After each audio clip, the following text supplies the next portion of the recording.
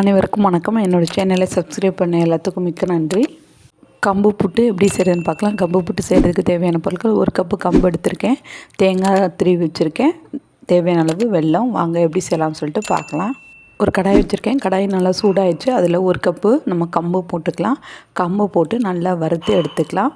இது கல் மண் தூசி இந்த மாதிரி இருந்துச்சுன்னா அதை நல்லா நம்ம ஃபஸ்ட்டு கழுவிட்டு துணியில் ஆற விட்டுட்டு அதுக்கப்புறமா இந்த மாதிரி நம்ம வடை சட்டியில் போட்டு நல்லா வறுத்து எடுத்துக்கலாம். இப்போ எல்லாத்தையும் ஒரு கடாயில் போட்டு நல்லா வறுத்து எடுத்துக்கலாம். நல்லா வறுத்து எடுத்துகிட்டு காட்டுறேன். நல்லா கலர் சேஞ்ச் ஆகி வரணும். நல்லா வாசனை வரும் வறுக்கும்போது. அது வரைக்கும் நல்லா வறுக்கணும். இந்த மாதிரி கம்புவை நல்லா வறுத்து எடுத்துக்கிறணும். நல்லா வாசனையும் வந்துடுச்சு. கம்பும் கலர் லைட்டாக ப்ரௌன் கலரில் சேஞ்ச் ஆகி வந்துருச்சு.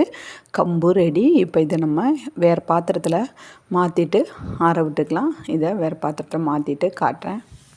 வேறு பாத்திரத்தில் கம்பு மாற்றியாச்சு. இது நல்லா ஆறி வரட்டும். கம்பு நல்லா ஆறி வந்துருச்சு.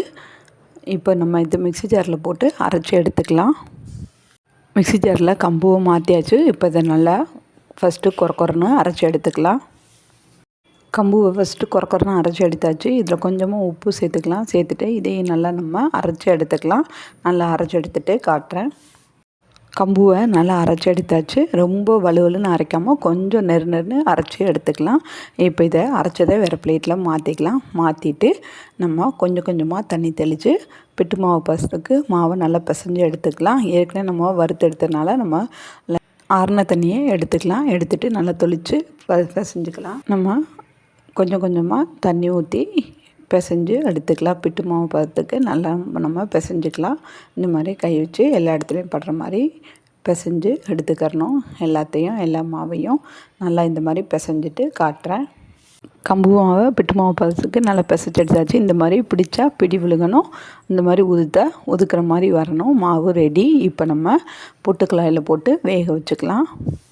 இந்த மாதிரி பிட்டுக்குழாயில் நான் தண்ணி ஊற்றி நல்லா கொதிக்க வச்சுருக்கேன். தண்ணி நல்லா கொதிச்சு வந்துடுச்சு. இப்போ மாவை நம்ம பிட்டுக்குழாயில் கொஞ்சம் கொஞ்சமாக நம்ம நிரப்பிக்கலாம்.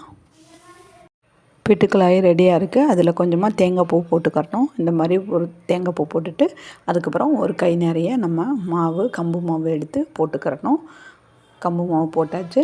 அதுக்கப்புறம் திரும்பவும் கொஞ்சமாக நம்ம தேங்காய் பூ போட்டுக்கிறணும். அடுத்து ஒரு கை நிறைய நம்ம கம்பு மாவு போட்டுக்கிறணும். இப்படியே நம்ம பிட்டுக்குழாய் ஃபுல்லாக ஃபில் பண்ணிக்கிறணும். ஃபில் பண்ணிவிட்டு காட்டுறேன்.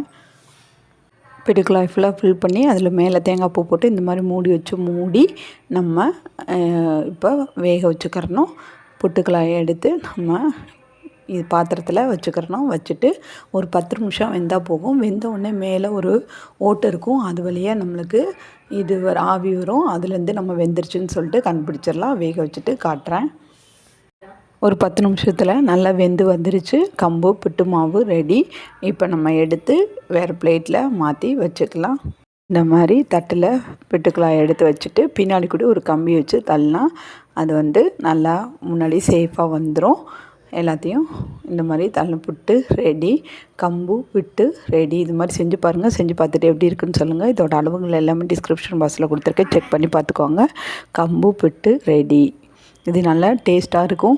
பெண்களுக்கு ரொம்ப நல்ல ரத்த சோகை இருக்கிறவங்க இதை எடுத்துக்கிட்டால் உடம்புக்கு ரொம்ப நல்லது. கம்பு பிட்டு ரெடி. ஒரு கம்பு பிட்டு மாவை எடுத்து இந்த மாதிரி ஊற்றிட்டு அதில் வெல்லம் போட்டு பிசைஞ்சு சாப்பிட்டா அவ்வளோ ஒரு டேஸ்ட்டாக இருந்துச்சு. உண்மையிலே வேகும் போதும் அவ்வளோ ஒரு மணமாக இருந்துச்சு. இதை செஞ்சு பாருங்கள். இது உடம்புக்கு ரொம்ப நல்லதும் கூட. கம்பு புட்டு ரெடி.